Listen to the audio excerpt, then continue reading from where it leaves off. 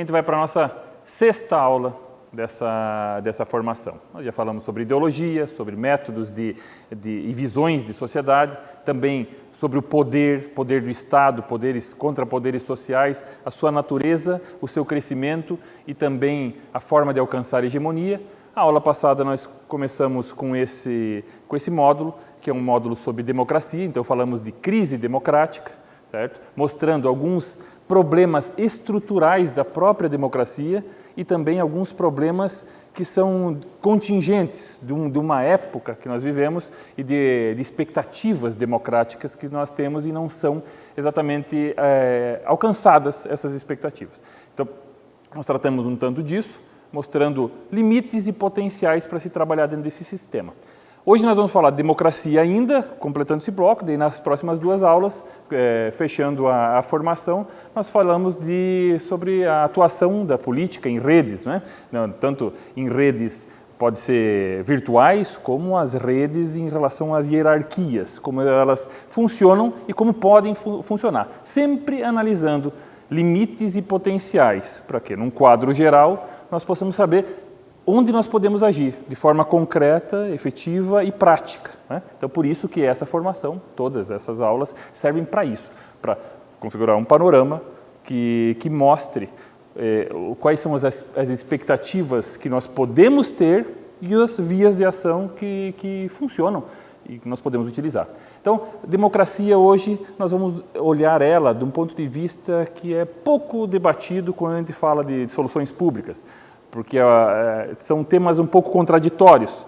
Quando a gente fala que a democracia ela serve tanto para ordenar uma sociedade, ou seja, para destravar algumas decisões que sejam representativas da sociedade, isso precisa de organização, e por outro lado, para potencializar o que a gente produz como fruto da nossa liberdade. Então, organização e liberdade são, de certa forma, contraditórios. São tensões que se criam aí. E como é que a gente trata isso aí? É muito necessário ter em vista essas tensões. Para quê? Para que a gente não caia em dois erros básicos de quem pensa em trabalhar com políticas públicas, em influenciar a política ou a própria democracia. Um é de buscar uma organização, uma sociedade plenamente administrada, né? Completamente administrada. Bom, aí você tem controles gerais, certo? Que podem tirar a liberdade das pessoas, inclusive a forma orgânica da própria sociedade se desenvolver com seus valores, com as suas crenças, com as suas tradições, e você sufoca a sociedade, e daí já não é democracia, daí é uma forma de dirigismo. E tem muita gente, veja, que às vezes eu noto que até um liberal, muitas vezes cai nesse erro de encontrar um modo de alcançar uma sociedade mais desenvolvida, mais eficiente, com mecanismos, por exemplo, vamos criar um social score, né? Uma contagem para avaliar a participação, o comportamento do cidadão, do sujeito, para ver se ele é um bom cidadão ou não, e se é assim organizar a sociedade. Espera aí, isso é um controle um tanto autoritário. Parece bacana, né? Você impõe regras para criar a cidadania de forma dirigida, e não de convencimento, e não de trabalho cultural em relação a isso. Então, isso fortalece a democracia ou isso enfraquece a democracia, esse tipo de controle? Você pode criar uma sociedade mais eficiente. Sociedades tirânicas, elas são mais eficientes. O planejamento que é feito, ele tem que ser realizado. Então, há pouco espaço para contradições. Sociedades democráticas, há tensões, e nós precisamos conhecer, no mínimo, essas tensões e lidar com elas. Senão, é um tanto ingênua a nossa visão de democracia, se não errada. E outra questão, fora essa, quando a gente fala de organização versus liberdade, é um preconceito que nós temos em relação à atuação de quem é da iniciativa privada no poder público. A gente acredita que a iniciativa privada é mais eficiente, é mais veloz, é mais inovadora, e certo? Então a gente acredita que transportando pessoas e mentalidades da iniciativa privada, você vai ter um efeito lógico de mais inovação, rapidez e eficiência no serviço público, no poder público. E não é assim que acontece, porque o poder lá é de outra natureza e nem pode ser assim para acontecer. Eu não estou defendendo ineficiência, né, nem parcimônia, mas é preciso entender para a gente não ficar com essa mentalidade simplificada, de que você traz um sujeito com a mentalidade empreendedora da iniciativa privada, coloca ele no serviço público e a coisa vai acontecer. Não é assim teoricamente, pela natureza mesmo das relações, e não é assim na prática. Ou seja, a gente percebe isso quando a gente coloca pessoas que são muito bem-sucedidas, que são de fato empreendedoras, direto no serviço público, porque é de outra natureza. O processo é outro, certo? E ele precisa ser outro, porque você não pode ter, inclusive, uma flexibilidade tão grande para tratar de temas que são públicos, não são da tua empresa que você pode direcionar da forma como você quer. Simples assim, certo? Então, há um certo preconceito e uma ingenuidade de pensar que as coisas se combinam dessa maneira. Então, essa aula sobre democracia, a tensão entre organização e liberdade, serve para a gente analisar desses pontos de vista. Então, vamos lá. Primeiro, esse equilíbrio é um equilíbrio muitíssimo complicado, certo? Porque, principalmente quando você concebe a democracia como uma forma de atingir algum bem, como um instrumento que deve ser utilizado para alcançar um bem. Mas peraí, que bem é esse? É um bem deliberado nas instâncias democráticas? É algumas coisas que nós sentamos em assembleia e definimos que é o bem e vamos atingir isso? Bom, isso é muito problemático. Por quê? Primeiro que você não vai conseguir ouvir todas as pessoas e nem todas as pessoas conseguem se expressar, inclusive, em todas as suas necessidades. Então, esse sistema, se é depositado nele a esperança de ser utilizado para alcançar um bem maior social, já há um problema aí. Por quê? Porque se busca uma racionalidade além das múltiplas racionalidades que existem na sociedade. Ou seja, você diminui o escopo da sociedade. É controle. É controle visando um bem, um mundo melhor, uma sociedade mais justa, mais igualitária, mais funcional. Porém, é uma forma de podar. Organizar é naturalmente limitar. Certo? Quando você organiza as coisas, né, está tudo bagunçado na sua casa, porque seu filho fez, você mesmo fez a bagunça e coloca em caixinhas de forma arbitrária. Você não deixa aquilo anárquico. Você decide como vai organizar aquilo. Agora, se você tem dirigentes que decidem como a sociedade vai ser, ou mesmo um grupo social que define como toda a sociedade deve se comportar, bom, há uma limitação, ou seja, há uma diminuição da liberdade. E isso aí sim é um jogo de soma zero. Quanto mais organização, menos liberdade. Qual é a dose? Não é simples essa equação. Isso aqui está na base do debate da fundação das democracias modernas. E nós nem tivemos esse debate. Veja que nós hoje nos definimos como esquerda, direita, centro, seja lá o que for, de extremo, não. Mas nós nem pensamos sobre isso. Nós levantamos bandeiras, mas nem às vezes notamos o conteúdo. O cara pode ser mais contraditório do que ele imagina. Querendo sim uma sociedade melhor, mais funcional, achando que é mais libertário, mas no fim ele vai lançar mão de ações que não são de liberdade, mas de direção. Claro, nós acreditamos que nós sempre temos uma opinião muito boa sobre nós mesmos, né? Que nós queremos algo muito bom. Porém, será limitado, porque nós vamos impor isso aos outros. Então, a ordem social é mais complexa. Ela existe pela infinidade de intercâmbios, de interesse e de necessidades que as pessoas têm, em demandas que as pessoas possuem e também capacidades das pessoas cumprirem ou contemplarem essas demandas. Isso aí é impassível de uma organização central que seja ainda produtiva. Então, para que serve a democracia? Como nós vimos na outra aula, é um sistema que serve para quê? Para maximizar valores, eliminando conflitos de dissensão destrutiva. Ou seja, todo mundo pode pensar diferente, eu maximizo essa possibilidade, você vive num meio de cooperação, onde você pode se desenvolver, certo? E se você não estiver encabeçando os processos, mesmo assim você sobrevive. E de alguma maneira consegue passar as suas demandas. Então, esse é o jogo. Essa é a potência que a democracia tem. E não para alcançar um mundo melhor. Se ela for usada assim, ela será cada vez mais de caráter organizacional e isso aí poda algumas liberdades. E essas liberdades foram absolutamente úteis para nós nos desenvolvermos. Né? A sociedade pode ter muitos problemas, mas ela também já foi muito pior, em vários sentidos. Então, nós não podemos deixar de considerar que alguma riqueza, algum desenvolvimento, algum avanço também foi possibilitado, não por dirigismos, mas por criações, inovações espontâneas da própria sociedade, orgânica do jeito que ela é, certo? Então, dito isso, nós temos que também pensar que democracia não é um negócio normal. Nós nos acostumamos, a gente vê de uma forma muito binária, muito simples. Né? O mundo, nós temos países democráticos e países autoritários. Socialistas e capitalistas e pronto, acabou, é assim, simples, em bloco. esse é bom, esse é do mal. Seja lá qual for a sua visão, você olha de um lado do outro. Não é tão simples assim. Esse aqui é a unidade de inteligência de pesquisas da The Economist, há poucos anos, fez um levantamento entre os 167 países que são considerados democráticos no mundo. Né? E desses, veja, o que a gente considera como democracia plena, ou seja, tem voto? Tem, mas tem equilíbrio dos poderes, tem Estado de Direito, limitação dos poderes, imprensa livre, judiciário agindo com independência, e por aí vai. Uma série de liberdades civis, políticas, né, e também com direitos sociais que formam a cidadania. Nós temos até 30 desses 167 democracias plenas. E outras democracias imperfeitas que até possuem isso, mas em algum momento elas estão sempre numa corda bamba. Pode ser que ameaças autoritárias, seja lá de qual for dos poderes, em um momento ou outro. Ou legislativos cooptados pelos executivos. Então, isso acontece em grande parte das vezes. E 87 dessas 167, mais da metade, inclusive, da população do mundo está em democracias, mas que são chamadas democracias híbridas. Você até tem um sistema eleitoral, agora todo o resto é controlado, todo o resto é enviesado. Então, o equilíbrio dos poderes na sociedade, você não consegue maximizar valores, como eu falei, os valores da própria sociedade, porque eles têm uma tendência a maior dirigismo, organização, controle de quem está à frente das instituições. Então, não é uma coisa óbvia a democracia. A democracia é uma coisa de minoria, não é simples de administrar.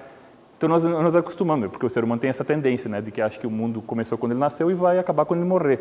Então, esse espaço, esse lapso de amor à democracia que nós temos, que mais ou menos dura uns 60 anos no mundo, a gente acha que é assim e sempre será assim e é meio óbvio. Não é nada óbvio, não é nada simples e, sobretudo, para nós, que não temos pouquíssima prática democrática. Certo? Então, quando a gente volta para essas questões, é para a gente justamente não se frustrar na hora que a gente tiver uma solução para a política pública, porque a gente vai bater nisso. Porque isso aí vai ou potencializar ou limitar as nossas ações. Então, organizar é limitar, como eu falei há pouco. É um sinônimo de limitação. Agora, isso pode ser bom ou ruim. Se o Estado for o único ente que organiza toda a sociedade, é ele que dá a escala social de valores e não forças da própria sociedade que são representadas no Estado, aí você tem a democracia como o quê? Algo quase que divino. E é, de fato. Você pode criticar qualquer coisa, qualquer pessoa, qualquer tipo de organização, qualquer religião. Às vezes nem tanto, né? Às vezes a gente é mais censurado em algumas ou outras. Mas a democracia está acima de qualquer crítica para as pessoas. Você pode, mas não deixe de ser democrático. Eu não estou nem falando que isso aí não é válido. Mas note que se você faz isso, você levou ao debate, a instâncias deliberativas, o controle de todas as outras organizações da sociedade. Então, as tuas crenças, as tuas tradições, os teus valores de grupo, associativos, seja lá como eles forem, eles estão sob as leis, a lei e a ordem que é imposta ou tratada pela democracia. Ou seja, a deliberação democrática, a capacidade das pessoas se organizarem, criarem regras para os outros, pode fragilizar a própria associação entre as pessoas, porque ela está acima, ela vai dirigir a sociedade, porque, afinal de contas, foi democrático. Então, se nós decidimos que nós temos que eliminar alguma coisa da sociedade, e a maioria decidiu, faça-se. É assim? Isso é, por si, um sistema que vai dar certo? Não. Tem que ter muito cuidado com isso. E além do mais, há um falso, como eu coloquei, um falso acordo sobre a conveniência da ação do Estado. A gente sabe, não, o Estado tem que tomar conta de algumas coisas. Sim, saúde, educação, segurança, a gente precisa. Parece que a gente entrou em acordo nisso aí. Sim, mas como que ele vai? Como é que ele vai cuidar da educação, da saúde e da segurança? Aí já não há acordo nenhum. Então a gente acredita, nós cedemos muito poder, muito protagonismo para o debate, para a deliberação democrática, e depois a gente larga as rédeas. E toda a regulamentação vem depois. E daí que a coisa tem que funcionar. E nós precisamos continuar estando lá e oferecendo os nossos valores, a nossa visão de mundo e as nossas práticas, então, inclusive as nossas visões multifacetadas para enriquecer o processo. Senão, a gente cedeu, fala assim, o Estado tem que tomar conta disso. Agora, como que o Estado vai tomar conta disso? É um debate constante. Não foi num voto e depois você vai para casa. Não tem como. Vai dar errado, vai desviar, como a gente já falou a semana passada, há desvios institucionais na própria democracia. Então, se você entrega para a organização do Estado e o Estado é capaz de organizar toda a sociedade, bom, então você entregou tudo também. Você criou problemas para você e que são problemas para nós. Ninguém está satisfeito. Todo mundo se acha subrepresentado. Um tanto porque nós queremos uma organização superior que organiza a nossa vida. E daí como é que fica a nossa organização local, a nossa associação, os nossos valores?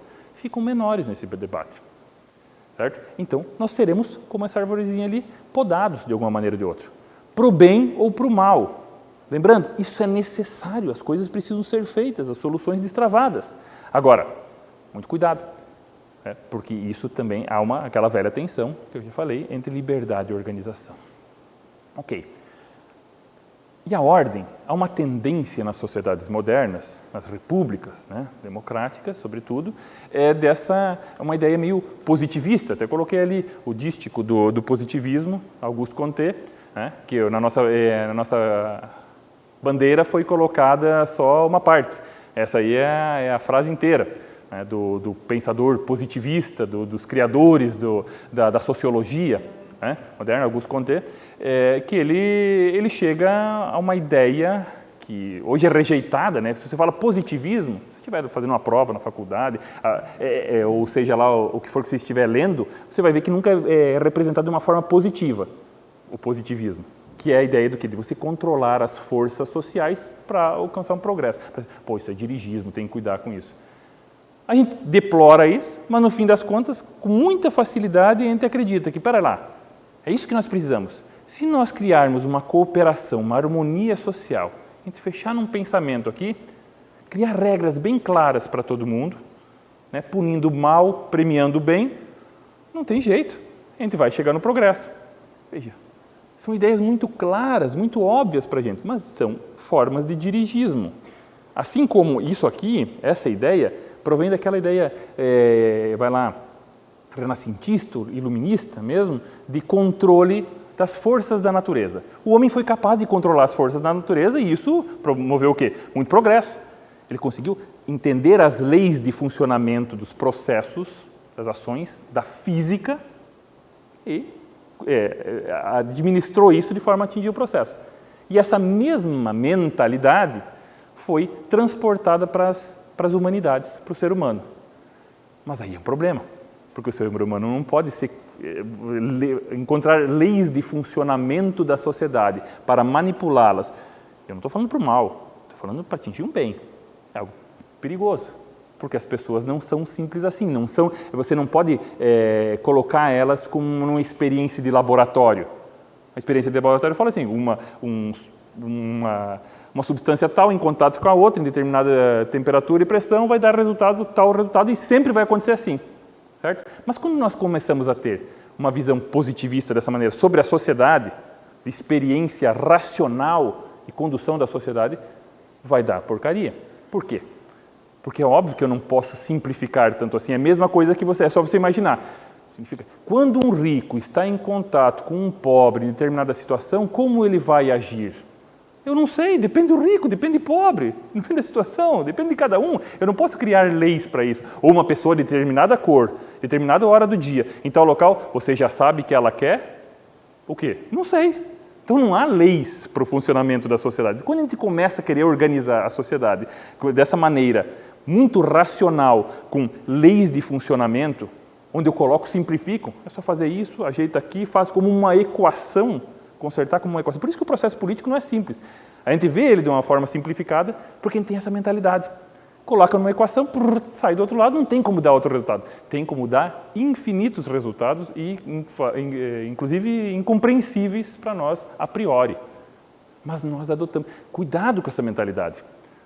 É uma mentalidade perigosa, a certo ponto, se o gestor tiver ela, e é uma mentalidade boba se nós esperarmos isso, inclusive, do gestor. Então, há esse impulso moderno para criar esse ordenamento social. Veja, Como já falei outras vezes, eu vejo às vezes conservadores, liberais, pensando assim, ordena a sociedade, bota ela num rumo que criará a cooperação social e nós resolvemos o problema e é a glória, é correr para o abraço. Não, cara, isso é o contrário do que os teus fundamentos ensinam, inclusive. Pelo contrário, a sociedade é mais forte do que governo. Agora, qual o sistema para chegar, para esses valores chegarem a ser representados e virar serviço? E virar decisões públicas? Aí o processo é outro, como nós estamos vendo e vamos ver mais ainda. Então, e nós dependemos absolutamente desses esforços,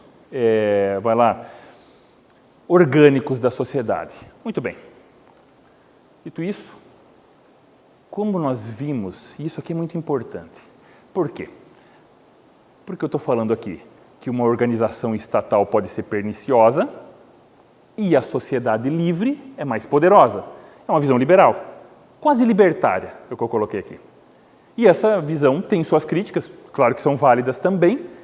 Por quê? Porque as pessoas, não, peraí, mas essa visão de uma sociedade muito livre se desenvolvendo sem o controle do Estado vai gerar problemas. Vai gerar abusos, monopólios. Engraçado, porque às vezes a pessoa que é mais estatista, por exemplo, que procura uma intervenção maior do Estado e a resolução, um ordenamento de todos os problemas sociais via Estado, certo? Ela acusa, com razão, o perigo de se formar monopólios, concentração de poder que sufoca a sociedade. E é uma preocupação justa, digna. Agora, nós temos que usar essa mesma preocupação com o Estado. Porque se o Estado é quem tem o monopólio da lei e da ordem, eu já descartei os meus poderes das minhas tradições, da minha religião, da minha família, da criação orgânica de uma ordem que a sociedade tem. Lógico que não pode estar em conflito permanente e destrutivo com as outras organizações sociais, mas em cooperação.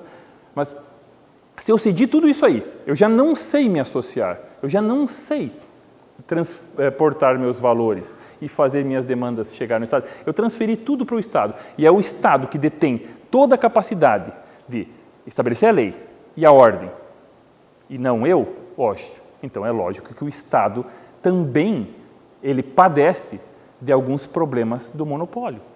Algumas lógicas do monopólio. Quais são essas lógicas? Primeiro, o monopolista geralmente tenta tirar vantagem da sua situação em detrimento dos outros. É próprio do monopolista. Então, nós temos que tomar cuidado com isso, porque as decisões do Estado também podem chegar a isso. O Estado somos nós até certo ponto. Um ponto adiante, o Estado são eles, são outras pessoas, que também têm, tanto políticos como os burocratas, como outros servidores, têm interesses próprios também. Eu não estou falando que são mesquinhos, eu não estou nem falando de corrupção. Estou falando de um jogo, de como a coisa funciona, de como eu tenho que tratar e entender que as forças em tensão no Estado. Okay? Então, você vai ter esse cuidado com esse monopólio do Estado. Você pode delegar poderes, e nós temos que, para a organização da sociedade, isso é quase inevitável. Se um libertário escuta isso, vai ficar com muita raiva de mim. Fala assim, como? Está querendo dizer que o Estado é um mal necessário? Vamos considerar assim, para início de conversa, simplificar a situação. Agora, tem que ter uma atenção aqui, certo? E nós estamos vendo a questão da ordem, até onde ela deve ir, a possibilidade de ordenar o Estado. Temos que sempre ficar atentos com essa lógica monopolista, que é do Estado. Que não tem outra forma. O Estado, é a definição de Max Weber mesmo, o Estado detém o monopólio da força, da lei, é ele, é um centro irradiador disso. Irradiador não, é direcionador, mas deve irradiar, na verdade, outras forças da sociedade. Okay? Por isso, que se é só o Estado que dá toda a direção das nossas regras, da nossa vida, da ordem social, é o Estado que cria a ordem social e ele não verifica a ordem social que já existe nas nossas capacidades produtivas, intelectuais, organizacionais, é óbvio que o que ele produz, a lei que ele produz e a ordem que ele produz vão ficar cada vez mais caras, cada vez mais ineficientes. É o que a gente verifica. Por quê? Porque ele tem uma condição monopolista. Ele não tem adversários, ele não tem contrapoderes sociais falando, Estado, peraí, não é assim. Nós resolvemos isso. Ainda mais numa cultura como a nossa, que a gente vê o Estado como uma escada para a gente chegar em algum objetivo. E não como um sistema necessário para estabelecer ou manter algumas regras na qual a cooperação voluntária resulta em maximização do valor. Certo?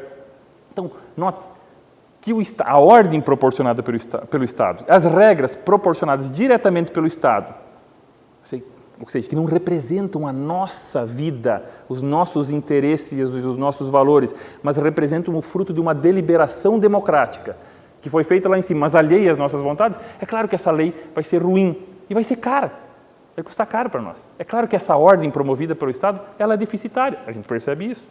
Por quê? Porque não há outra força, porque é uma condição monopolista. E a tendência, é lógico, é se tornar cada vez mais amplo e invasivo todo esse produto que é oferecido por um agente monopolista.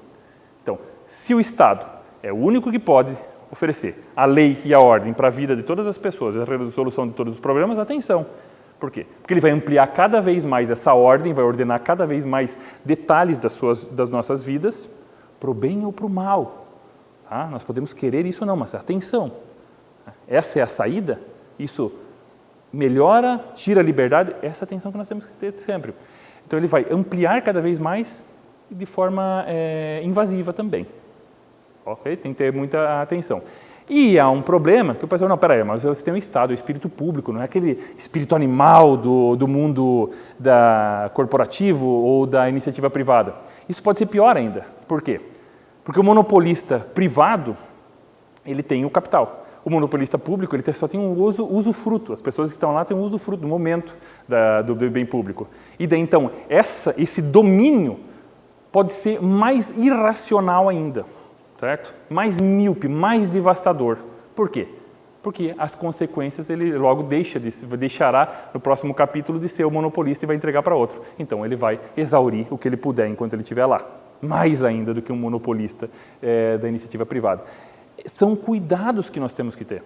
Certo? Se nós entregamos tudo para o Estado, não temos mais capacidade associativa, e eu não estou vendo o Estado como um demônio, viu? Essa não é nenhuma visão libertária. Inclusive, que o libertário que ouvi isso aí no começo da conversa vai ficar bravo comigo. Pelo contrário, é uma tensão que nós temos que ter. E também é uma razão das coisas não funcionarem, às vezes, como a gente espera.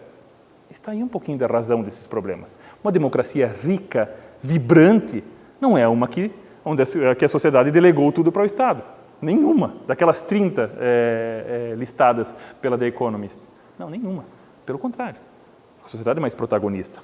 E nós, como a gente bem sabemos, somos deficitários, carentes e incultos nessa questão dessa associação. Muito bem. Opa, passou. Dessa forma, eu posso dizer aqui que essa engenharia institucional pode ser problemática, certo? Porque, como eu falei antes, se a ordem é buscada pela democracia, ou seja, eu uso a democracia, eu uso o debate, eu uso a deliberação, a assembleia, para viabilizar uma nova sociedade, e não para representar o que a sociedade tem e a sociedade mesmo se desenvolve, opa, aí eu vou levar tudo para esse âmbito. Eu levei todas as questões, a resolução de todos os problemas, de tudo na vida, para o âmbito do debate democrático. É claro que eu levei tudo para aquela órbita. E é evidente que eu também perco as rédeas disso aí, até certo ponto, porque a gente não tem dedicação exclusiva para esse tipo de ação. E isso vai pervertendo um pouquinho o sentido público de justiça. Por quê? Porque eu tenho que bater no liquidificador as várias possibilidades de justiça e criar uma nova completa de justiça social. Isso aí pode escapar das nossas próprias concepções, inclusive morais e de organização mesmo. Foge da nossa responsabilidade social. Então, isso atrai muitos ideais, muita vontade. Eu nem estou falando, gente, das perversões de gente mal intencionada. Nada do que eu falei até agora aqui é de gente mal intencionada, de corrupto, de vagabundo, de tiranos que querem o poder. Não, eu estou falando do próprio sistema, que a gente tem que considerar. Estou falando nós, estando lá, temos essas limitações e esses perigos. E nós temos que observar isso. Então, de não refletir realidades, mas dirigir realidades. Isso também é outro apelo em direção à ordem, diminuindo a liberdade. Enfraquece a sociedade, aumenta o poder do Estado, resolve problemas? Resolve problemas. Uma série de fontes de ineficiência desse sistema, do sistema democrático. Porque muitas vezes ele pode não funcionar. Primeiro porque nós temos alguns mecanismos de sinalização que são deficientes. Certo? Como assim? Aquela decisão nossa do dia a dia de o que consumir e quanto pagar por isso é resultado de uma interação absolutamente dinâmica, sabe, entre as pessoas. Caso por caso. Eu saio daqui, faço uma, faço outra. Então, são decisões com quem eu faço negócio. O Estado separa isso. A ideia de custos e benefícios. Não é porque ele faz por mal, é porque não há outro jeito de fazer. Porque ele tem regras gerais. Ele tem recursos que são públicos. Então, os recursos de todo mundo, que tem várias fontes, várias formas de ver a vida, e várias expectativas também, eles são colocados todos num balaio e devolvidos de uma forma também generalizada. Então, essa interação automática entre custos e benefícios é, por natureza, retirada das ações que tem do Estado. E eu não estou falando que isso é por isso que a gente deve acabar com o Estado, qualquer coisa assim. Eu acho que já ficou claro aqui que não é essa a ideia defendida. Mas muito da ineficácia das ações via poder público vem por causa disso. Os sinais que eles são emitidos não são claros de o que a sociedade quer. Eu sei o que um cara quer quando eu estou vendendo um produto, sabe? Porque eu sei que ele não comprou mais, ou ele está comprando, ele está pedindo para eu incrementar, ou deixou de comprar, minha loja fechou, não vendi mais nada para ninguém, eu sei que os caras não querem isso, pelo menos do jeito que eu vendo. Agora, o Estado não tem esses sinais. Ele tem alguns sinais que chegam a ele, de grupos organizados, mas não é de toda a população. E a população é vasta, complexa. Então, por natureza, o mecanismo de sinalização é deficiente. E aí que está todo um segredo. E quem quer ser um bom político, um bom gestor, é entender o que de fato as pessoas querem. Nós no Instituto tivemos pensamos muito nisso, inclusive. Quando a gente estava falando de ações práticas, de projetos, vamos debater, mas espera lá.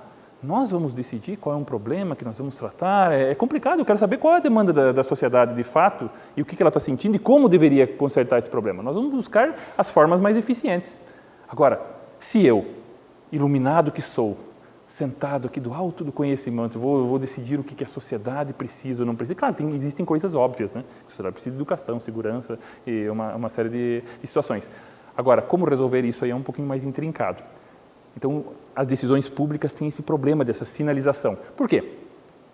Porque, naturalmente, como eu coloquei ali, isso aqui é uma visão um pouquinho da escola da public choice, né, da escolha pública dos Estados Unidos, que você trabalha os incentivos políticos de forma como se fossem no mercado, certo? Há críticas a esse tipo de abordagem, mas ela é muito útil também. Tá? Tem sido muito realizado. Então, você vê, os beneficiários do serviço público, no fim, são o quê? Consumidores que não pagam. Os políticos são produtores que não vendem. E os contribuintes são proprietários que não controlam. Isso não é coisa do diabo, isso aqui, tá? Não é uma enganação que inventaram. Mas é o sistema que nós temos para gerir questões públicas. E ele sempre, quase sempre, a gente vai ver no finzinho aqui da aula, às vezes há uma tentativa de melhorar isso, algumas perspectivas de melhorar isso, mas sempre ele vai ser deficitário desse ponto de vista dos sinais, dos interesses reais e dos custos reais de cada coisa. Essa comunicação que é muito óbvia, direta, de interação dinâmica no mercado, não existe no Estado, por natureza. Por isso que a gente se engana, tá? Na democracia às vezes. Então, não dá para dizer que é uma relação livre se ela não for livre para todos os lados, se eu não decidir exatamente o que fazer. Então, a sociedade vive num intercâmbio, né, onde nós cedemos, contribuímos para que resolva alguns problemas. Não é um intercâmbio, pode ser uma necessidade inescapável. Agora, essa harmonia toda entre contribuintes e beneficiários não existe no Estado, porque ele não está fazendo um negócio tão claro assim. Então, há ruídos aí de informação. Ok? Há também, como a gente já falou um pouquinho demoradamente, a ideia de miopia institucional. Porque o Estado serve para quê? Para garantir, né, que alguns benefícios públicos sejam financiados privadamente e que isso aconteça de forma meio direta, institucional. Eu não preciso a cada vez negociar com cada cara, perguntar para cada pessoa, viu, você cede o teu tributo para a gente ir resolver problemas? Isso aí ficaria inviabilizado. Então, os custos de negociação pelo Estado são menores. Só que cria uma certa miopia do que as pessoas pretendem, querem, esperam e sobretudo, a sensação que as pessoas têm, o parecer, a avaliação das pessoas. E isso, no Brasil, é uma das coisas que mais falta. a nossa capacidade de avaliar governos, avaliar serviço público. Quando a gente avalia serviço público? Na eleição. Daí a gente já não sabe mais nada, cara. A gente já esqueceu tudo. A gente não sente no momento.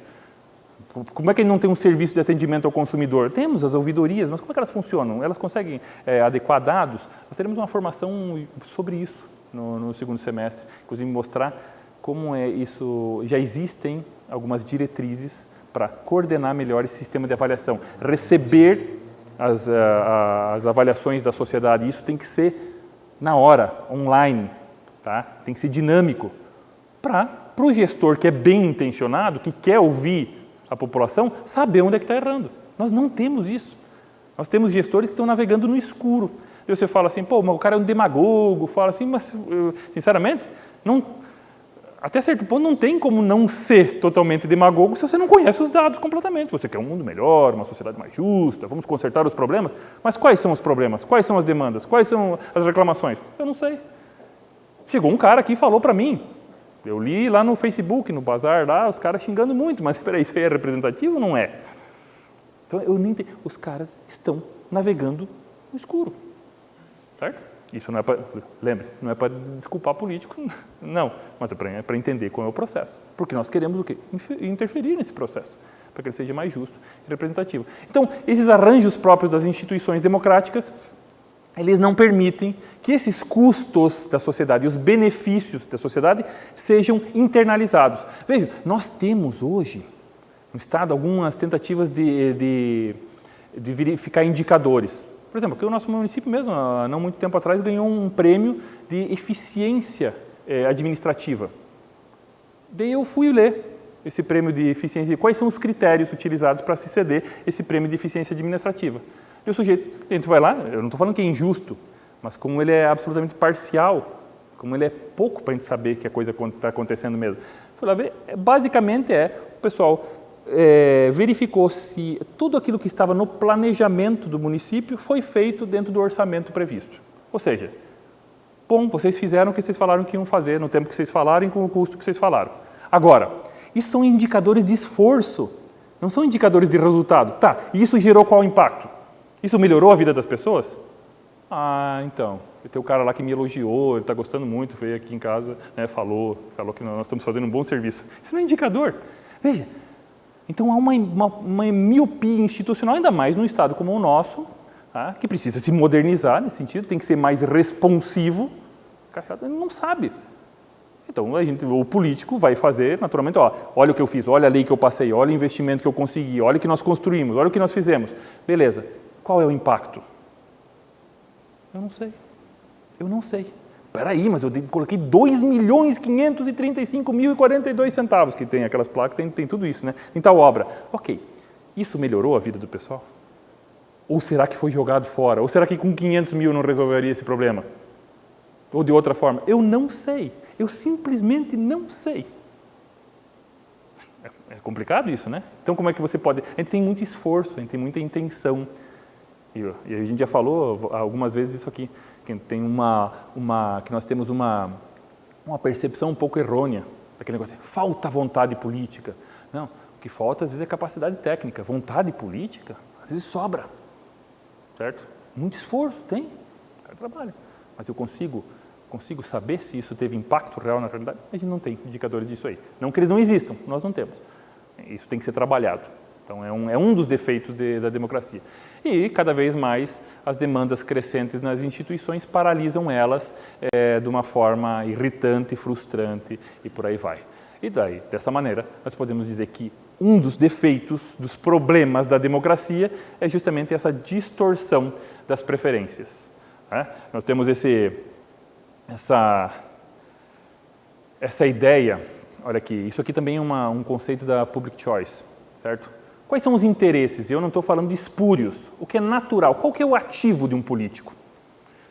Porque um político ou um burocrata, quem está à frente das instituições públicas? O que é o ativo? O que interessa a ele? Eu não estou falando de desvio, de corrupção. Como ser humano, ele tem interesses que são ideológicos, tanto faz, por bem do mundo, tem isso aí. Ele quer melhorar, ele quer consertar, ele quer aplicar uma determinada visão de mundo. Ele tem interesses que são privados também, materiais, ou seja, ele também tem uma carreira que ele quer continuar. E é legítimo que ele queira avançar na carreira pública dele. Às vezes a gente critica, não, o cara é vereador, mas ele está de olho em ser prefeito. Ué, peraí, se eu sou um homem público, quero resolver problemas públicos, considero que a minha ideia é boa, por que eu não quero ir além? Por que eu não quero ter mais poder de ação? É legítimo, absolutamente legítimo que isso aconteça, e eu acho que é até uma ambição necessária, né? Porque eu quero que tenha alcance maior as minhas resoluções, certo? E também, o que atinge o tomador de decisões são esses, são interesses ideológicos, né? E não veja de uma forma espúria esse ideológico, veja como algo de tentar resolver problemas de acordo com uma determinada mentalidade. Interesses materiais, lógicos, eu quero me reeleger, eu quero ter uma carreira também, e interesses privados que o recompensam. Ou seja, eu assumo algumas demandas, porque se eu resolver essas demandas, isso também me fortalece. E quais são as demandas que me fortalecem? Então, isso vai dar uma distorção das preferências. São as demandas da sociedade? Não. A teoria, inclusive a prática, mostra que não são as demandas da sociedade, mas são as demandas de grupos organizados, o suficiente para chegar e te apurrinhar, e bater na tua porta, e fazer pressão e fazer aquela demanda andar, ser resolvido. O que a prática democrática nos mostra é que temas de interesse geral recebem menos atenção específica, resolução de problemas. Como assim? Nós queremos uma saúde melhor. Tá, todo mundo quer. E aí? Né? Anda muito questões nesse sentido? Não, há pouco ganho imediato em resolver os problemas da saúde, porque inclusive é muito abrangente. Como eu coloquei ali, posições majoritárias, a maior da população, elas só prevalecem quando elas são claras, existe um projeto, o que nós vamos fazer? Problema de segurança pública, nós vamos construir um presídio, passar uma lei, sei lá, flexibilizar o porte de armas, que talvez seja visto como uma questão de segurança pública. Bom, se isso é claro, aí vai receber a atenção de um legislador, de um burocrata, de um governante. Senão, melhorar a segurança pública vai sendo empurrado com a barriga, porque é muito amplo. Onde é que eu bato nesse corpo todo de problemas? Não sei. Então, isso naturalmente devolve pouco resultado para o tomador de decisões. Ele foi um cara que lutou pela educação. Como é que ele lutou pela educação? Em quem que ele bateu? O que ele fez? Ele fez vários discursos em favor da educação? Não. Como é que é essa luta pela educação? Não. Talvez a luta dele pela educação tenha sido, com risco de ser um pouco polêmico e chato, tenha sido atender interesses da classe dos professores, que querem melhores salários. Opa, tem uma demanda organizada de pessoas claras, né? Pessoas que, essa pode dar problema, né?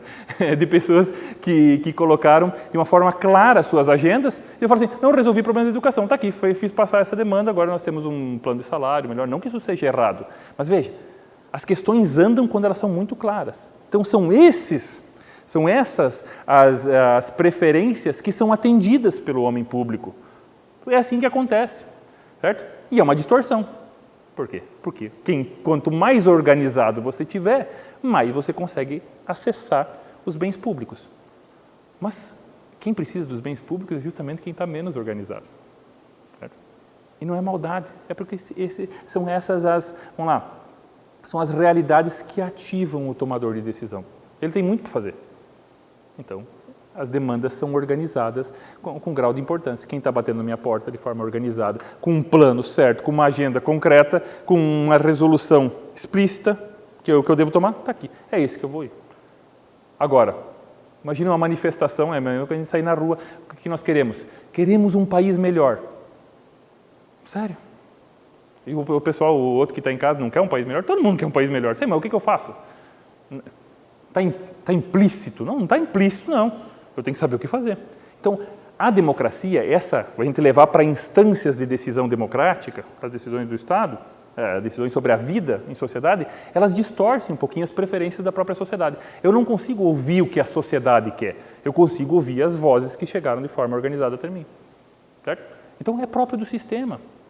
Não é vagabundagem, não é corrupção, não é idiotice, não. São limitações do sistema. Certo? Então, essa liberdade que nós temos na sociedade, a gente precisa organizar isso.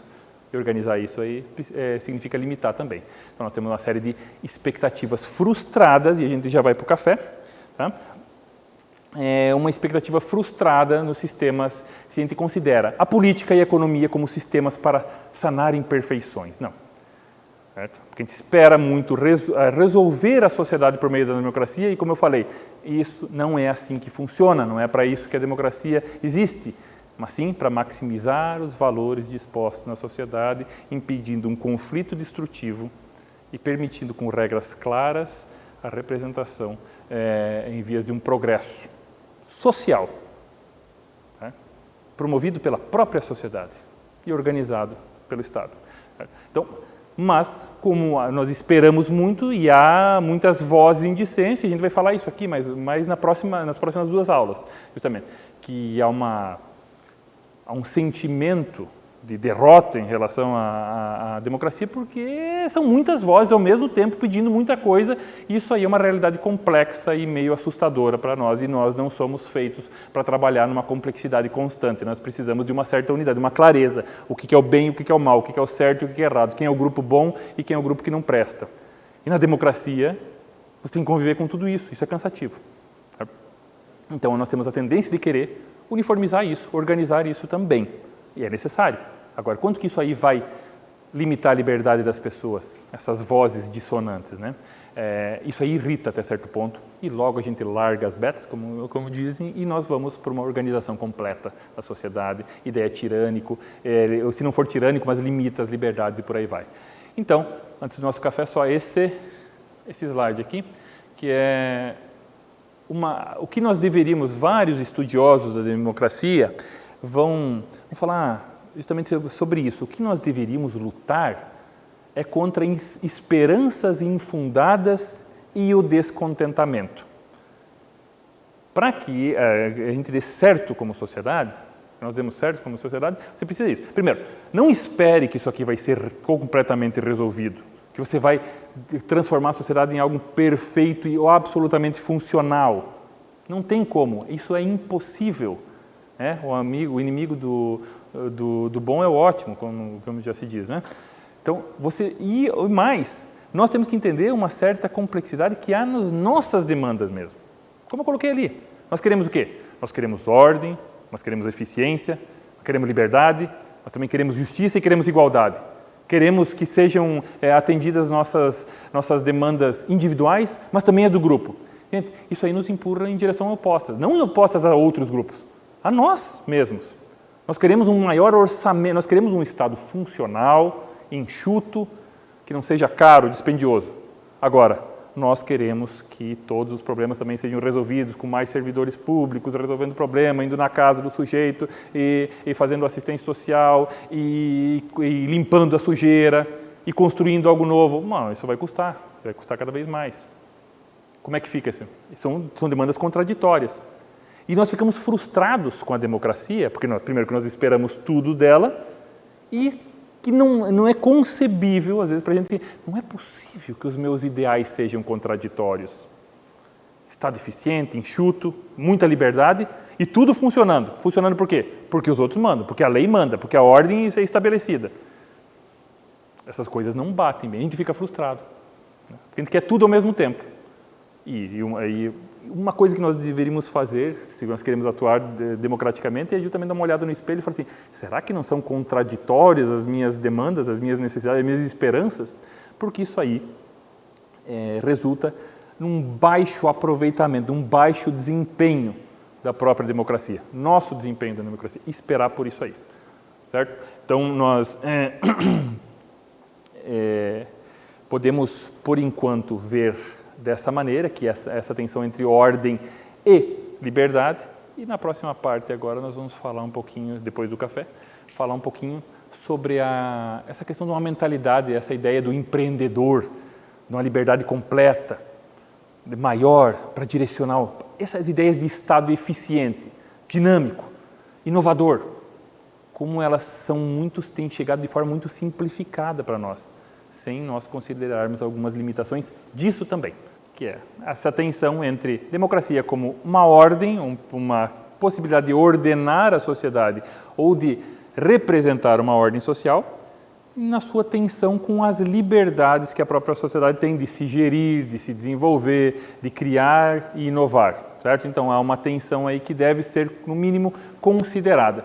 E a gente já está vendo que ela não é simples. A gente vê pela teoria, a gente vê na prática que isso aí não existe em saída simples. Então, outro problema que a nossa intenção aqui é esclarecer, ou no mínimo tratar dele, é essa ideia que, como eu falei no começo, de imaginar que pessoas, que essa nova mentalidade de inovação, de empreendedorismo, de mudança, de necessidade de avanço, ela terá necessariamente um impacto positivo no trato político, nas instituições.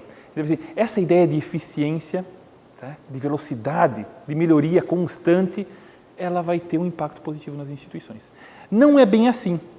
É muito simples. Eu defendo absolutamente, lógico, a iniciativa privada e como eu tento mostrar até agora, o Estado, a ação do Estado, ele tem alguns ruídos aí que impedem uma coordenação mais orgânica mesmo e representativa da sociedade.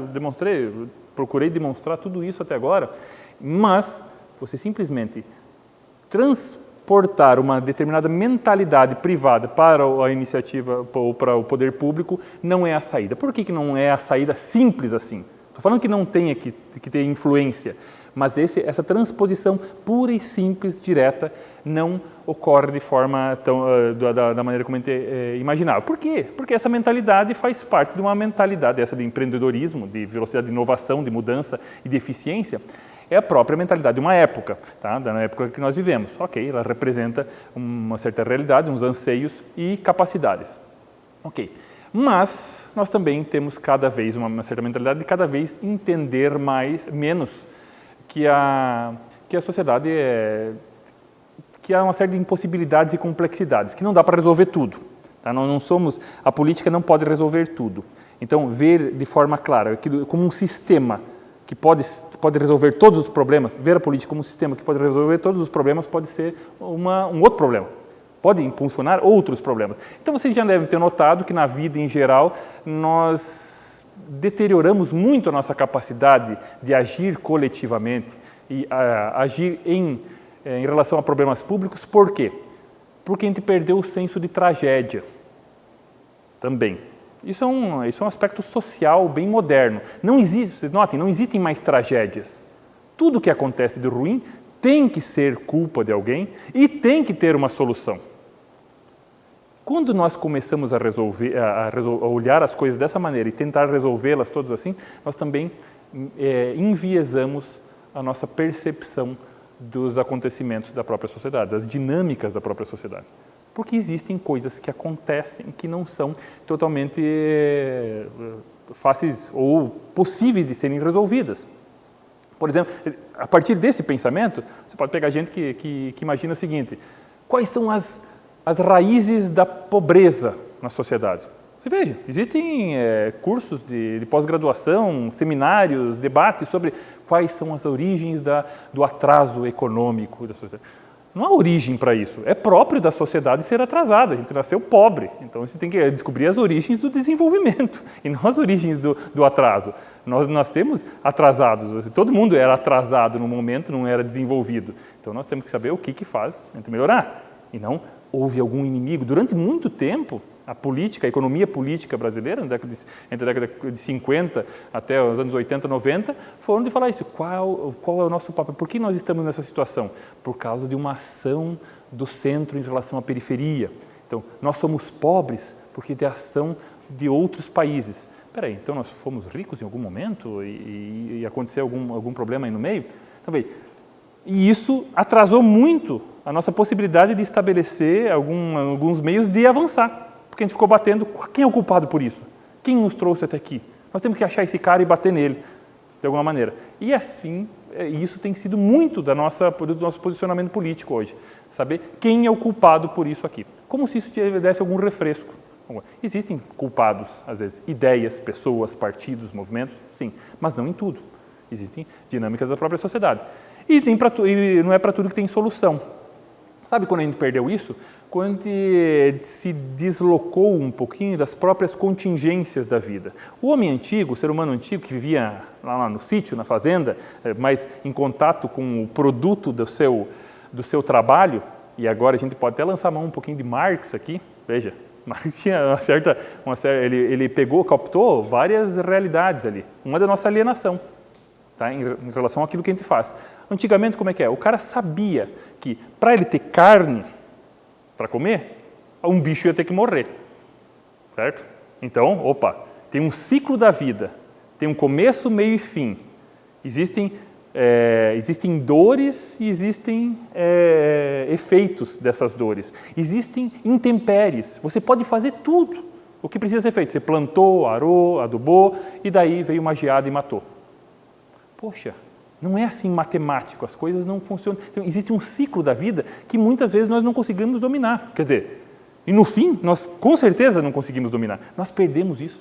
O homem moderno, o homem das grandes cidades, o homem que vai lá mais desenvolvido, inovador, empreendedor, ele tem uma mentalidade que ele pode controlar todas as situações. Isso é ruim? Por quê? Porque, claro que, primeiro, que ele pode tentar controlar mesmo algumas que são incontroláveis. Vai agir mal. E outra, que ele vai se frustrar, porque ele vai notar que não pode de fato controlar isso. Então nós perdemos essa ligação com o ciclo mesmo dos problemas. E a gente passa a acreditar que as soluções também brotam assim, certo? E que elas não precisam ter tramadas durante décadas, com coalizões, com acordos, com ideias que vão e que vêm. Nem nós temos pessoas muito práticas. Uma coisa que eu já falei várias vezes aqui. Uma coisa muito frustrante para quem procura trabalhar com políticas públicas e quer se ligar com gente de iniciativa privada, que de fato tem muita capacidade, é que você chega lá e o cara é muito prático. Mas por ser muito prático, ele não tem tempo para debater, para construir uma posição, para participar de um movimento, para trabalhar uma ideia, para convencer pessoas, para ouvir o contraditório. Não, tem que resolver. Isso aí enfraquece a nossa capacidade de agir politicamente. Veja, essa mentalidade desligada das causas e consequências, das contingências da vida, dos problemas que nos acometem sem a gente conseguir fugir deles, alguns, e do processo todo que se tem que levar até uma decisão, até uma solução, certo? Como a gente ficou descolado disso? Por quê? Porque a gente vai e pega a carne na bandejinha, e não entendemos mais todo o processo que tem por trás, nós também queremos soluções políticas. Não, faz uma lei aí, cria uma regra e pronto, resolve isso aí. Não, não é assim, amigão. Então, veja, essa mentalidade prática, direta, né, ela impede, ela não ajuda, ela é o contrário do que a gente costuma imaginar. Ela impede resoluções consistentes, movimentos representativos, decisões inteligentes, porque elas são intempestivas, o cara simplifica. Então ele acha que as decisões, as leis e a própria ordem social é produto de uma intervenção direta, porque ele resolve a vida assim dele. Porque se ele precisa comer alguma coisa, ele vai no mercado e compra na bandejinha. Ele não teve que criar o bicho, matar o bicho, né? Tratar toda essa questão. Então os ciclos de preparação da vida foram encurtados pelo homem moderno. Veja, a mentalidade prática pode ser um impeditivo de uma política consistente. Olha só. É um pouquinho diferente do que a gente costuma imaginar. Eu não estou colocando fora, não falo assim que não serve para nada o empreendedor, não. Mas entenda que ele tem uma série de valores. Agora, só transportar essa mentalidade vai causar problemas. Vai ser menos representativo do que era antes. Se com um político profissional estava ruim, deixa colocar um cara que não está muito se importando com o que a infinidade de pessoas pensam na sociedade, mas com a eficiência. Tem que resolver e pronto, acabou. Opa! Será que isso melhora a democracia? Será que é isso de fato que nós queremos? Esse tipo de eficiência? Eu acredito que não. Certo? Eu acredito que não. A não ser, claro, que for eu, esse cara, ou foram vocês, um grupo iluminado de pessoas maravilhosas que vão resolver as coisas. Mas se não for, não, eu não quero esse cara que pegue, resolva tudo, sem levar em conta um monte de papo e conversa e assembleia e discussão e vai e vem e negocia. Essa é uma mentalidade de uma época. De pegar tudo pronto, de pegar tudo, encurtar processos, resolver problemas sem levar em conta toda uma trajetória que as ideias, que as ações e as transformações mesmo ocorrem. Veja como é um pouquinho diferente do que a gente costuma pensar e que a gente tem que levar em conta quando a gente acha que uma nação coordenada por gestores, os gestores da iniciativa privada, lá vai dar certo. Cuidado, isso pode dar mais errado ainda. Não foi? Foi. Então, nós temos aí um certo pragmatismo, uma praticidade que é antipolítica. Ela vai direto. É uma propagação de um certo ethos, né? O ethos é um comportamento com base em alguns valores bem instituídos. Vocês vejam que mesmo o mundo corporativo, o mundo dos negócios sofreu isso. Quem acompanha um pouquinho esse tipo de literatura do mundo dos negócios corporativos notou que nos últimos 10, 15 anos há um problema muito grande dos CEOs, aqueles grandes administradores das grandes corporações, porque eles encurtaram também, eles deixaram menos sustentáveis os negócios. Veja, o cara que deveria trabalhar no longo prazo, ele encurtou os prazos. Por quê? Porque os lucros têm que ser no trimestre. E se o lucro tem que ser no trimestre, meu amigo, você tem que responder para os teus acionistas agora. Você não vai deixar os lucros do longo prazo, por quê? Porque você vai deixar para o próximo CEO e não para você. Então você responde agora. E você, inclusive, pode ser mais bem pago em outra companhia do que essa. Então aquele compromisso de resultados que o cara da iniciativa privada tem, pode ser atingido por esse novo ethos, essa nova mentalidade de lucro rápido, fácil, direto. E isso aí impede negociações de longo prazo, impede negócios absolutamente sustentáveis. E por isso que tem uma quebradeira. Um tanto da crise de 2008 tem a ver com isso aí. Tem várias explicações para ela, mas também tem a ver com isso. Falta de sustentabilidade real do negócio. Vende, cria bolhas, entrega o negócio, deixa satisfeito o cara quando? Nesse trimestre. Política pode ser assim? Não, se a política for assim, ela é absolutamente destrutiva. Porque quem que eu vou satisfazer, deixar feliz nesse trimestre agora? É algo representativo? É um anseio do povo, mas isso aí vai funcionar no longo prazo? Nossa, olha só, essa mentalidade de eficiência direta, ela pode impedir a nossa convivência e o nosso trabalho político. Note, eu não estou falando que, pelo amor de Deus, né? Não estou falando que o empresário, que o empreendedor não serve para nada. Não, pelo contrário, tem visões que são absolutamente necessárias no meio público. Agora, adotar essa mentalidade é justamente o que nos trava politicamente. Porque a gente pensa no ano, sobretudo no ano eleitoral, e não no negócio sustentável.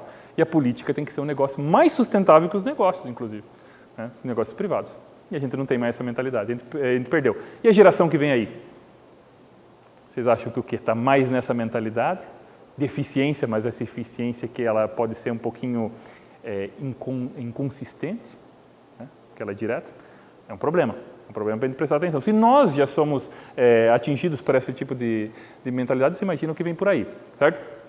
Então esse cara, esse empreendedor, por que seria interessante? Porque ele é mais flexível, ele é mais disposto ao debate, ele vê o progresso, a eficiência, a inovação. Porém, ele também, a visão dele é obter o máximo de lucros no menor tempo possível.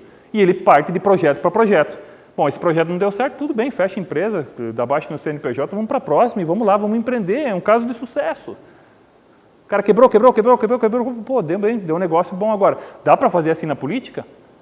Pô, eu fiz leis, mantive a ordem, fiz regulações, influenciei comunidades, estabeleci diretrizes, nada disso prestou. Mas quem sabe um dia eu tenho uma ideia boa, inovadora na política. Dá para fazer isso? Não, isso é destrutivo. Né? Para a economia pode ter alguma resposta óbvia e direta. Essa destruição criativa, né? Que o Schumpeter vai falar. Mas na política não é assim. Os processos são de longo prazo. Então essa mentalidade inovadora pode causar um baita de um problema, porque o longo prazo é menos atraente para esse empreendedor. Pois há oportunidades agora. Por que eu vou imobilizar capital político para alguém, sei lá, tudo bem, eu posso tirar um lucro consistente lá na frente, mas eu tenho oportunidades agora. Fica muito mais volúvel a minha forma de agir. O político pode ser assim? Não. Se ele for assim, ele é tudo aquilo que a gente falou mal até agora. Veja a dificuldade na qual nós nos colocamos aqui. Então, com essa mentalidade empreendedora, de praticidade, de inovação, de flexibilidade, você vai ter uma dificuldade maior ainda de alinhamento com os interesses mais amplos da sociedade. E os interesses, e sobretudo para ter compromissos que sejam duradouros com a sociedade. Olha só. E agora? Pô, professor, você fala isso, então nós vamos ter que voltar para os políticos, pegar os mais velhos, então é isso que você quer dizer? Não, eu não quero dizer nada. Eu só quero dizer, o que eu quero mostrar para vocês é que não é simples assim. Essa ideia de liberdade e eficiência pode se deteriorar, inclusive, uma ordem política. Então, cuidado com isso, atenção com essa mentalidade. Dito isso, vamos lá? Olha lá. E daí? Como é que vai ser? Quais são as perspectivas para a democracia, levando em conta esses problemas de estabelecer ordem e também de uma liberdade e uma eficiência? O que se procura? Quem defende a democracia tem procurado estabelecer aí? O desafio agora é transformar, e a gente vai falar nisso na próxima aula, essa força associativa, essas redes, tá? Essa trama da sociedade, de várias redes, transformar isso em poder hierárquico de decisão. Então, é pegar a horizontalidade das organizações, dos valores, das expectativas, das demandas e transformar em capacidade de organizativa, em capital organizacional e decisão nas leis. Só nós estamos de olho disso? Não, absolutamente. A próxima geração que vem aí vai trabalhar nisso, na capacidade de transformar redes em decisões e não simplesmente em polarizações. Esse é o grande desafio. Nós, às vezes, provavelmente nós estamos muito alheios a essa ideia. Então, é transformar a diversidade de opiniões, tá? A independência entre os centros, não é coletivizar tudo isso, fazer todo mundo participar de uma mesma rede, sendo independente, né? Mesmo podendo influenciar, e tirar a máxima inteligência desse processo, que é descentralizado. E essa questão da descentralização também é meio uma vaca sagrada da política, né? Nós temos que descentralizar. Vamos descentralizar as decisões e vai funcionar. Não é tão simples assim também. É bom, é mais inteligente. Agora, como é que você agrega as decisões? Não é simples, né? A gente teve as decisões descentralizadas não são simples. A gente usa isso aí muitas vezes como um discurso bacana, que vai causar eficiência, mas ele pode ser desagregador e não descentralizador. E daí já não serve também para a gente manter uma sociedade. Muita atenção nisso, certo? Então, vamos lá. O que os democratas procuram é justamente essa proposta de aperfeiçoamento, né? Como é que a gente vai transformar essas forças da sociedade em algo cooperativo, de fato? Como é que você pode fazer isso aí? Bom, é uma procura de um sistema.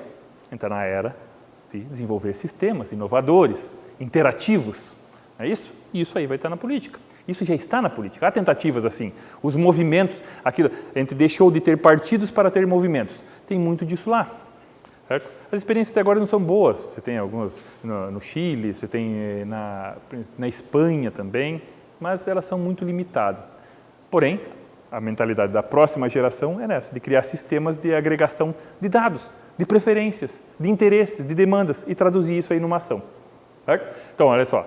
Então, para decisões que carecem de cognição, ou seja, inteligência, conhecer as realidades, coordenação, significa as pessoas agirem de acordo com os seus interesses, mas não de forma conflitiva, formando uma rede, né? Um sistema único, certo? Onde cada um vai para um lado, mas ninguém se choca, fortalecendo o próprio sistema, e transformar isso aí, cada um indo para o lado, mas isso aí também enriquecer a cooperação. Alinhar, convergir todas essas diferentes ideias, essas diferentes ações, essas diferentes percepções que vivem em rede numa cooperação social. Isso está sendo pensado. Um sistema democrático vai ficar cada vez mais parecido com um sistema Google, com a plataforma do Google, por exemplo. Porque qual é que é a grande capacidade do Google, do sistema, daquele motor? É você pegar uma série de ações que são individuais, as pessoas que alimentam a rede, que colocam as suas ideias, as suas versões, as suas opiniões na rede, na internet. Você pega aquilo que é pessoal e torna global. Mas torna global como? atingindo a especificidade de cada um, o que cada um buscou na sua localidade, com o seu problema específico. Então, eles conseguem traduzir esses dados, que são uma miríade de posições individuais, bilhões e bilhões e trilhões que tem na rede, certo? Transformam isso num acesso para todos, mas como é que você acessa isso? Quando você vai querer, ou quando você vai acionar alguma dessas ideias, elas chegam para você recortadas, de acordo com o teu problema, no local onde é que você vive e a tua personalidade. Então, as decisões mais inteligentes de governo, a análise da democracia, do que as pessoas querem, esperam e o que nós podemos fazer, e como nós recolhemos as informações, vão ficar cada vez mais parecidas com isso, mais eficientes, para o bem ou para o mal. Porque, como a gente sabe, esses sistemas aí, o que é o algoritmo? É aquela ordenação de dados, é um caminho, o algoritmo é um caminho. Tá? É isso que significa o termo. É você chegar a solução pelo caminho mais inteligente, mais curto, onde é que você relaciona todos esses dados. Os sistemas democráticos caminham para isso. Isso vai deixar as pessoas satisfeitas, mais frustradas, vai ser mais representativo ou vai representar mais controle ainda? Bom, é um desafio. É um desafio de como fazer isso. Então, como que se buscam as boas decisões públicas? É levando em conta esses quadrantes aí. Opiniões diferentes, a diversidade de opiniões, sem excluir nenhuma. Claro que a gente exclui algumas, né? Algumas que são intolerantes ou não adequadas a uma nova mentalidade. Então, já tem seus limites. Conclusões independentes, ou seja, a capacidade de cada um ver a sua própria realidade. A gente está falando no intervalo, não é um homem sábio resolvendo os problemas da sociedade. Pode ter gente menos sábia, menos entendida, menos estudada, mas ela é a melhor representante do seu problema. Por quê? Porque ela conhece naquela realidade, na sua faceta própria. Como é que isso tem como chegar ao gestor público? Hoje não, mas é pensado um sistema. A ideia é conceber um sistema interativo a esse ponto, em que eu consigo entender as conclusões independentes das pessoas. E daí, formar uma base de informações pessoais, não o que eu acho, mas o que é a tendência, que não é o foco no cliente, é o foco do cliente, né? Que a gente vê isso no mundo corporativo, mas a política também vai atender cada vez mais a isso. Uma política que se busque interativa, responsiva, representativa, vai procurar isso. Qual que é o maior problema disso? É justamente o sistema de agregação. Como é que eu junto tudo isso aí? Qual é o caminho? Como é que eu adequo esses dados para bater tudo e sair lá na frente uma boa decisão? A busca hoje da democracia, para ela voltar a ter a respeitabilidade que ela tinha até 10 anos atrás, 15 anos atrás, que era quase uma unanimidade, passa por isso, pela criação desses sistemas, por formas de agregação inteligente, que levem em conta, sim, que são representativos. Isso pode ser um perigo. Certo? Por quê? Será que todas as pessoas vão se colocar nesse sistema de forma legítima? Esse sistema, primeiro, concebendo que esse sistema seja legítimo, que ele não seja uma manipulação de algoritmos, né? Concebendo isso. Mas mesmo assim, vamos conceber que seja dessa maneira. Qual vai ser, como é que eu vou, as pessoas se colocam lá de forma representativa mesmo, elas conseguem traduzir no sistema virtual, todo mundo consegue colocar lá, ou você vai criar outras distorções também? Isso é um problema. Então, há um desafio na descentralização. Descentralização não pode ser um ideal sem aderência na realidade, tá? Você precisa ter especialização, a gente fala muito isso, nós precisamos descentralizar as decisões, mas como é que eu faço isso? Sem criar um caos, né? Primeiro, você vai ter que ter, como é que você vai integrar depois? Porque a descentralização das decisões, das ideias, elas têm essa contradição, que primeiro você divide, todo mundo traz as suas ideias, mas depois nós temos que criar uma regra geral, viu? E daí como é que a gente faz? Como é que a gente agrega de novo isso aí? Esse é o grande desafio. Porque as pessoas fazem isso, lidam em frentes, em vários bairros aqui, não sei o quê, ou nos estados descentralizados, e depois você precisa da União fazer algo a respeito, sem a garantia de que essas informações serão utilizadas. Então, uma descentralização sem método correto de agregar isso é só bagunça. Não gera organização, não gera soluções. Então, a descentralização é uma miragem, às vezes. Ela só é uma palavra, um termo vazio, se você não tem maneiras de transformar isso em decisões de fato. É um dos problemas, mas vamos lá. Mais adiante, esse é um dos principais. O desafio da coordenação. Por que a gente quer? Nós queremos que as pessoas sejam representadas de forma legítima. O que elas pensam, o que elas querem? Eu quero saber isso. Quais são os seus valores e as suas necessidades? Eu preciso saber isso para a democracia dar certo, para tentar resolver esse problema, para adequar ele. Mas há um problema de coordenação aí, porque olha só, como nos mercados, como é que eu sei o que as pessoas querem nos mercados, na economia? Porque as decisões são simultâneas, um monte de gente decidindo ao mesmo tempo, certo? E não são uma após a outra. Quando eu faço isso na política, quando eu dependo de algumas pessoas influenciarem as outras, eu tenho problema de coordenação. Isso aqui, eu até coloquei o exemplo ali da experiência conhecida, Salomon Asch, que é um sociólogo conhecido nessas experiências sociais, que é aquela que o sujeito coloca 3 atores numa sala e entra uma outra pessoa, e daí ele fala assim, escolha, me aponte aqui qual dessas linhas aqui é a maior. Tem lá A, B, C. É óbvio que é B. E o cara ouve e tem os 3, estão já combinados, os 3 atores. Primeiro, daí o sujeito, ele falaria A, né, porque é óbvio. Só que daí chega alguém, o primeiro fala, é a B. O cara, estranho isso, como esperar a B? E daí o segundo fala, não, é B também. E o terceiro também fala que é B. Chega na vez dele, ele traiu a percepção dele, o cara fala assim, poxa, eu devo estar errado, é a B também. O cara aceita a coordenação que outros deram, a influência dos outros. Como isso está parecendo mais certo para a maioria, deve ser o certo. Em quase 70% das vezes, eu acho que 68% das vezes, as pessoas traíram seus próprios olhos, suas próprias percepções. Eles falam, não é isso que eu estou vendo, é isso que eles estão falando. Você cria um sujeito histérico. Né? Um sujeito que acredita no que se fala e não naquilo que ele vê. Então, esse problema de coordenação... As redes, elas são boas para a gente entender o que as pessoas estão vendo ou elas são boas para coordenar sensações? Para estimular, para levar todo mundo ainda para um lado? Será que entra informação de um lado e isso influencia? Dá um efeito cardume. Esse já é um problema da democracia em geral. Uma democracia em redes, como nós temos, é um problema que se acentua ainda mais. Certo? Então, são os problemas de coordenação da política. Nós temos que levar isso em conta. Uma maioria decidiu. Sim, mas pode ter sido um modismo, uma influência do momento que o cara traiu seus próprios princípios e percepções em nome daquilo que parecia certo para o momento.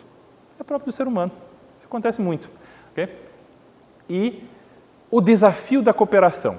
Isso em redes é grande, até certo ponto desconhecido ainda o potencial, mas esse ponto aqui é muito importante para nós, para todos nós que queremos agir na sociedade e vemos, poxa, as pessoas não se engajam, elas não vão, elas não querem, não estão a fim de dedicar tempo nisso, ou estão desanimadas para cooperar para soluções. Levem sempre em conta esses 3 pontos. Tá? Um deles, primeiro, a ideia da carona. Robert Putnam, que é um estudioso disso aí, mostra essas problemáticas da cooperação social, a cooperação política, que nos deixa frustrado porque os outros não participam como a gente. O problema da carona. Então, nós deixamos o interesse público para outras pessoas. É uma experiência sociológica muito conhecida, de economistas, na verdade, eles fazem, um jogo com 4 pessoas, você dá 20 moedas para cada pessoa e é um jogo que tem 4 rodadas.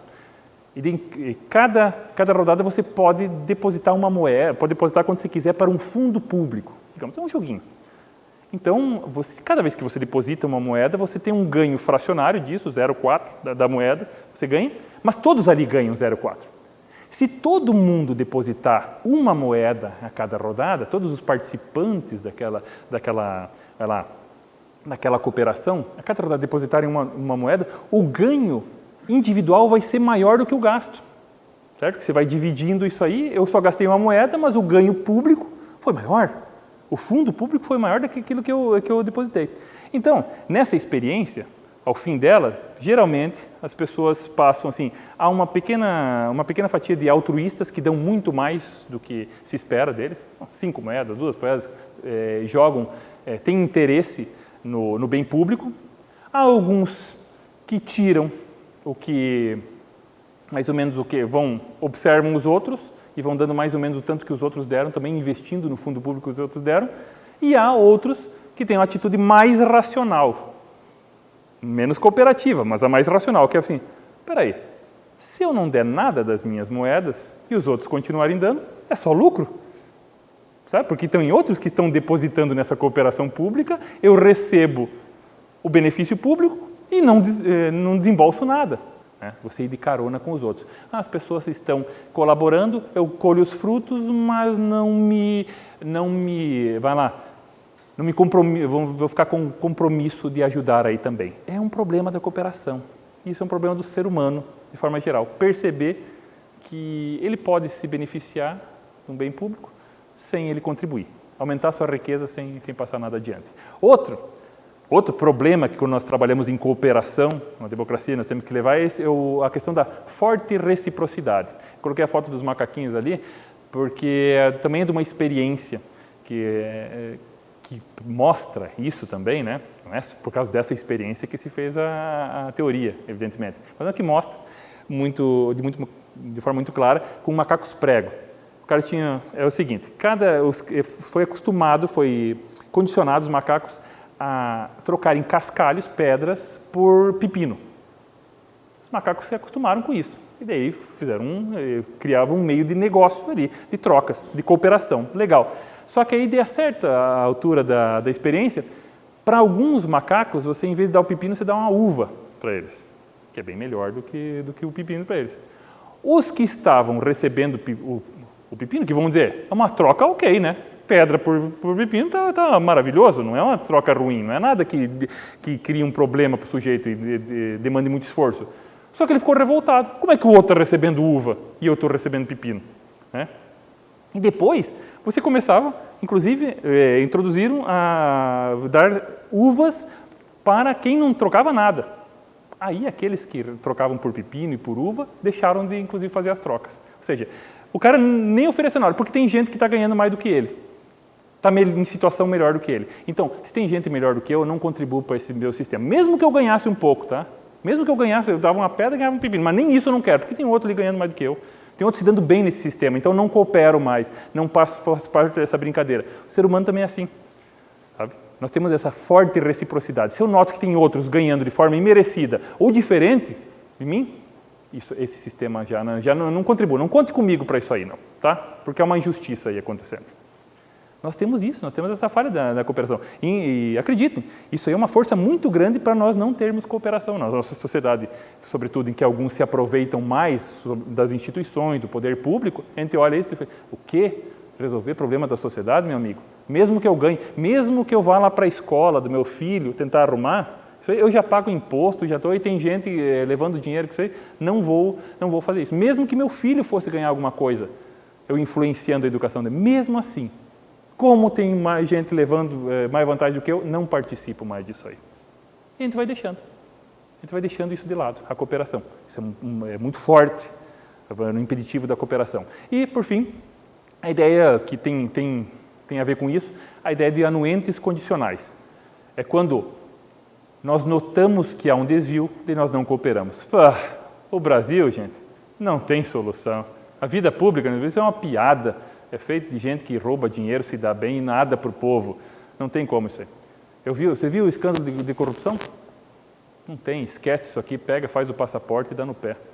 É isso, essa é a solução, essa é a saída para o Brasil. Não tem o que fazer nesse negócio aqui, sabe? Porque tem muita coisa errada. Se tem muita coisa errada, chega, eu não vou ajudar isso aqui a dar certo.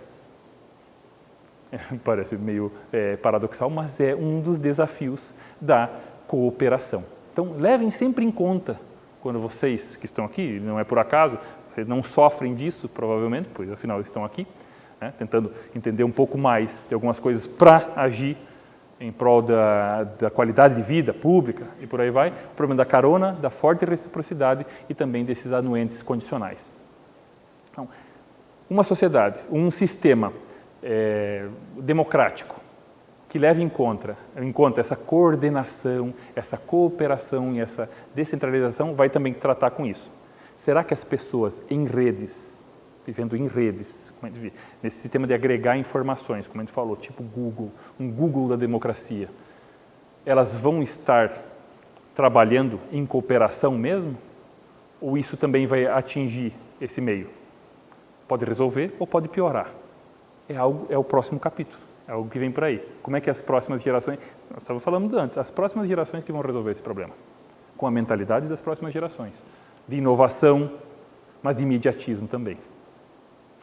de navegar nas redes, mas talvez não contribuir com as redes e destruí-las de certa forma. Então, são mais desafios do novo estilo, do resgate da democracia que vem por aí, não tenho dúvida nenhuma disso. E é sobre isso que nós vamos falar também nas próximas 2 aulas. Então, para encerrar, vamos lá, qual que é o melhor sistema nisso aí? Como sempre, é um tanto ingênuo, né? Frase de James Madison, que é um dos federalistas, né? Que escrevem os artigos federalistas que estão na base da criação da República, da democracia dos Estados Unidos. Ele fala assim, há 2 exigências para um bom governo, seja lá qual ele for. Tá? Primeiro, fidelidade ao objetivo. E aqui nós já temos o objetivo que é a felicidade do povo. O que é isso? É algum dirigente entender qual é a felicidade do povo, ir lá e organizar a sociedade em vias desse mundo melhor? Pô, aí cuidado, aí você tirou alguma liberdade. O que é a felicidade do povo? Segundo esse sistema que eles montaram lá, é você maximizar os valores. Você dá uma atmosfera na qual as pessoas trabalham de forma mais livre, cooperativa e podendo se desenvolver autonomamente ali, com o mínimo de conflitos possíveis. Tá? Isso seria a possibilidade de criar um ambiente de felicidade do povo. Agora, definir qual é a felicidade do povo? Problema, acende a luz vermelha. Às vezes acende a luz vermelha mesmo, então, num sentido aí bem simbólico, certo? E depois disso, da fidelidade com esse objetivo, é um conhecimento dos meios pelos quais esse objetivo pode ser alcançado. E nós falamos aqui basicamente desses meios, tá? De representar, de maximizar as liberdades, de possibilitar os vários desenvolvimentos e mesmo assim organizar a sociedade. Que sistema é esse? A democracia, como nós falamos nessas 2 últimas aulas, mostrou uma série de limitações nesse sentido. Há perspectivas de melhora, dela ficar mais inteligente, você podendo ver as várias realidades e demandas. Porém, há um perigo aí, que é justamente aquele que nós falamos de uma mentalidade de uma época, que é o imediatismo, o senso de processo. A internet vai ficar mais democrática do que era antes. Nós teremos plebiscitos diários para definir sobre a vida. Não é a cada 4 anos, não é só que vai... Todos, de forma interativa, os jovens, conectados na rede, resolvendo os problemas diários. E aí? O que vem à tona? Quais são as paixões, as necessidades, os interesses, o tipo de cooperação que vem nas redes? São construtivos ou não? É o que está sendo pensado no próximo capítulo da democracia que resgate essa representatividade. Então, e é disso que nós vamos falar na próxima aula, quando falarmos de redes, tá? De redes de associação, sendo transformadas em poder hierárquico. Muito obrigado.